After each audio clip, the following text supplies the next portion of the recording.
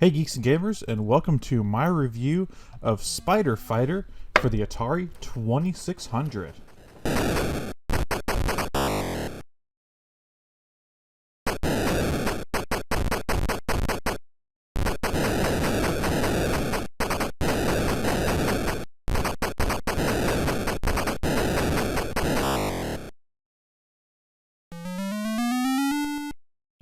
Spider Fighter is a game developed by Larry Miller and published by Activision in the year 1982 for the Atari 2600.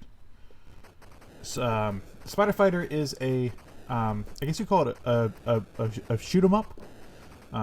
It's a game akin to other games of the time, like Space Invaders, like Galaxian, like Phoenix. A lot of that style of spaceship shooter where you're at the bottom of the screen and you're shooting the enemies that are at the top.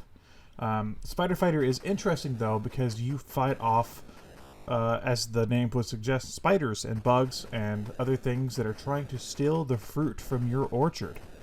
That is your goal, is to protect your fruit. Each round that you protect the fruit, you get an extra life and some more points. It's a game that is very addicting and that you could actually keep going for a long time. I find with a lot of spaceship shooter games like this, it's really easy to die in the first few rounds. But Spider Fighter is actually a pretty simple game that's still fun and rewarding, that you could actually keep going for a while. So it's a great shoot 'em up game for people that aren't really that good at shoot 'em up game.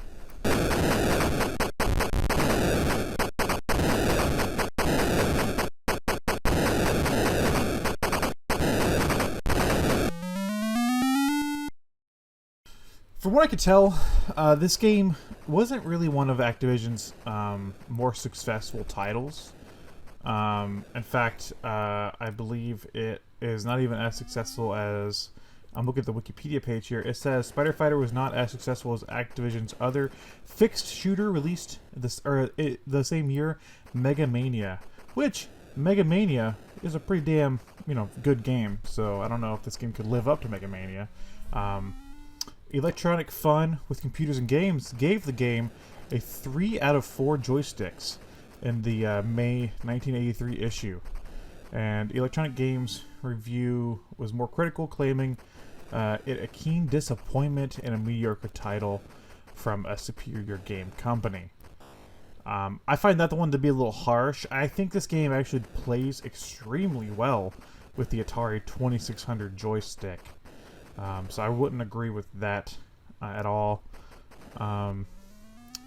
Joystick took the middle of the road, calling it a better than average bottom shoot game.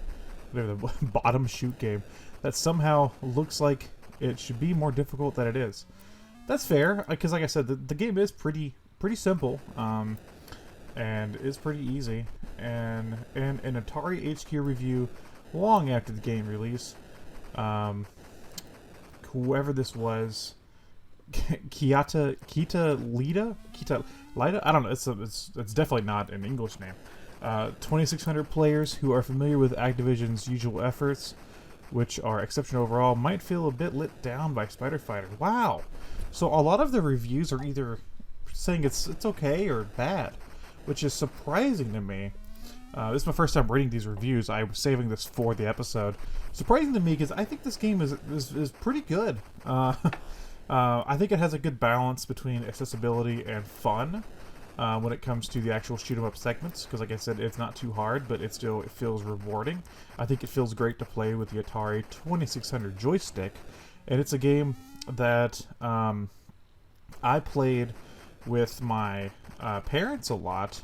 Not actually on the Atari because I'm not that old, but we had I had the Activision anthology on the PlayStation 2, and that's how I got to learn a lot of Activision's earlier titles, including this one. And this is one of the games we'd go back to a lot.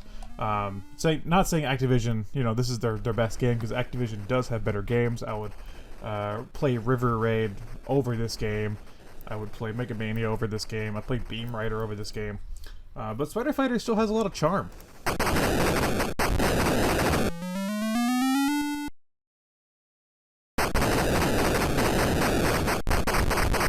Activision was really, and I think this might be my first time reviewing an Activision Atari game.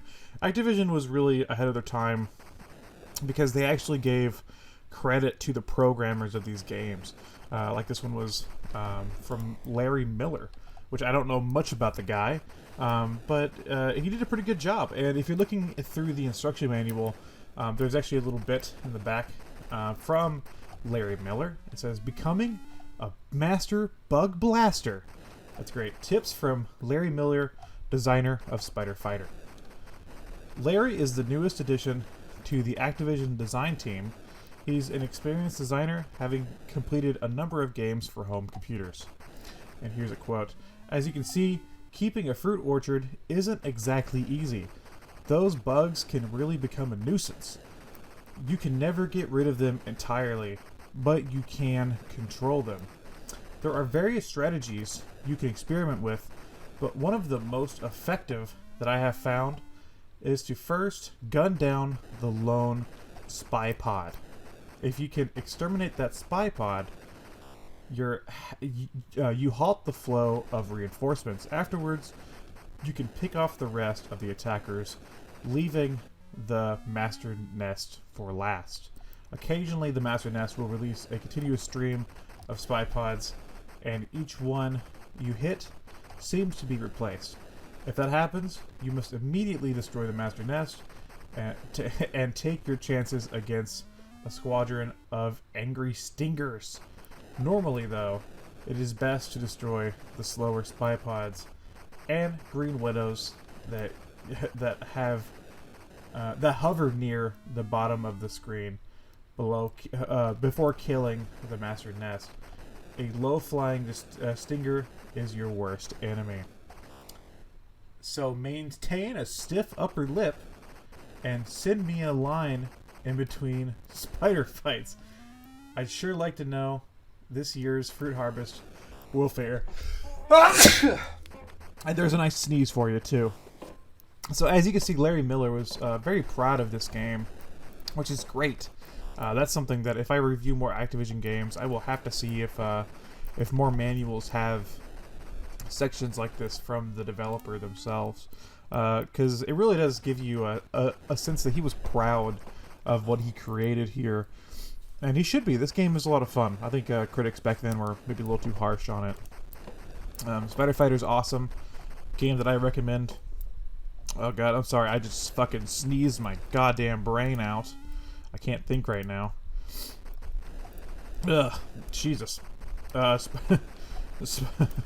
Spider Fighter for the Atari 2600. What year is it? I can't... What happened?